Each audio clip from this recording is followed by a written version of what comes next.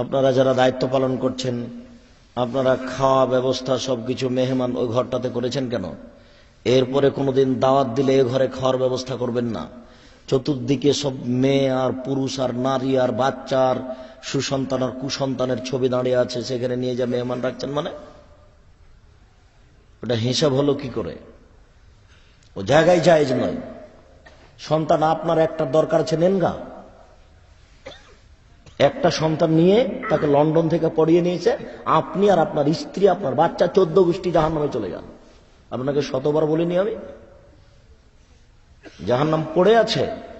চোরটাকে তো আপনি লন্ডন থেকে পড়িয়ে নিয়ে, সুতরাং একটা নগদ চোর। দেখেননি আপনি? কিসের বড় ডাক্তারও? কে বলেছে ও জজ? তো একটা চোর। জাতির টাকা লুটে খায়, 1 লক্ষ টাকা মাসে বেতন আছে। এরপরেও 500 টাকা ছাড়া আপনার একটা করবে না, ওষুধ লিখে দেবে না। 1000 টাকা ছাড়া ওষুধ লিখে দেবে না। ওকে কেন পড়িয়েছেন? টাকাটি ভিক্ষুককে দিয়ে দেন, জান্নাত হবে।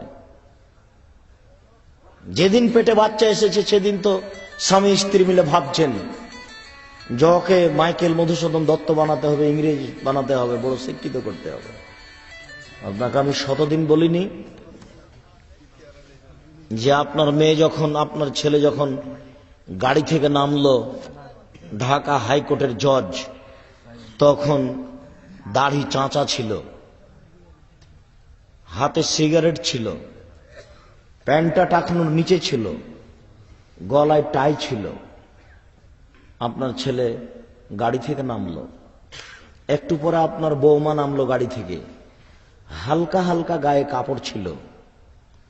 তারপরে আপনার ছেলের মেয়ে নামলো, যাকে রাজশাহী চাঁপাইনবাবগঞ্জের ভাষাতে পুতিন বলে, নাতনি আপনাদের হিসাবে ছেলের মেয়ে। তার পরনে কাপড়ই নেই। গাড়ির পিছন দিকে কুকুর আছে। গাড়ির পিছন দিকে কি আছে? কুকুর আছে। গাড়ির পিছন দিকে কুকুর আছে। আপনার নাতনির অবস্থা এই, আর আপনার বৌমার অবস্থা এই, আর আপনার ছেলের অবস্থা এই। জান্নাত যান, এখন তাহাজ্জুদ পড়ে জান্নাতে চলে যান সবাই মিলে।